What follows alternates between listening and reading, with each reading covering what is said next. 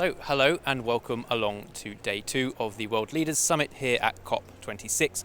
We've already heard from some of the biggest names in this space, including Sir David Attenborough and Prince Charles, and joining me is another instantly recognisable name in former Formula 1 world champion Nico Rosberg. Nico, thank you so much for joining me today. What is it that brings you to COP26? First of all, because with my racing team in Extreme E, in our electric racing series, we've signed the pledge with UN Sports for Climate Action, so I'm here to represent that initiative, and then also with Sky, for Sky Zero, for their ambitious plans as well to go net zero, so I kind of have two hats on, and it's an honour to be here. Great. Well, I'd love to talk about that first hat, which is transportation. You obviously got a long history of it, and you made that step over into the electric vehicle space. How do you feel that nations have done in terms of really mobilising and incentivising a wider shift to low carbon transport?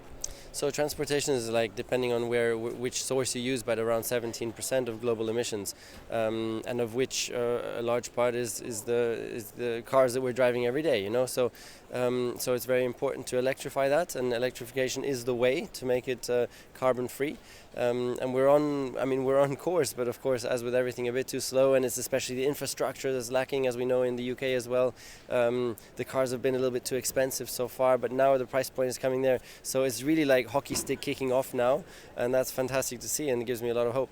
Yeah, I think that hockey stick is going to be crucial going into COP26 and really driving action. But you yourself have been a big kind of dial shift in terms of raising awareness on electric vehicles. Do you feel it would actually be beneficial if more people of your stature, with your kind of name and brand, actually did start to embrace sustainability almost as kind of activists? Of course, everybody needs to do their part now, and even in F1 we're seeing more and more the drivers get involved. I mean, Lewis is getting involved now, Sebastian Vettel is, so that's great. So we're making progress there, because us as sports, or in my case ex-sportsmen, or women, we have such a huge reach, and so many of you watching us and everything, and if we can be good role models and really show the right way to go, hopefully also some of the people and some of you watching can also be inspired to do a little bit, and every little bit counts. And so I think we have an important role.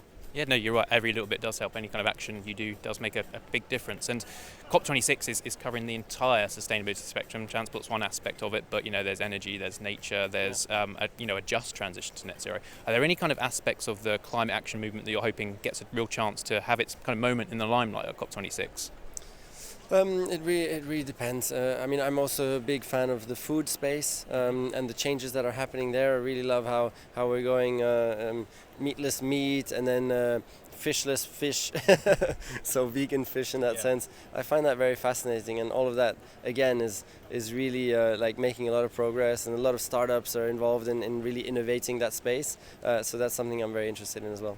Brilliant. Well, yeah, hopefully that innovation does come at a pace here at COP26. And just finally, Nico, in terms of the wider aspect of COP26, what would success look like for you?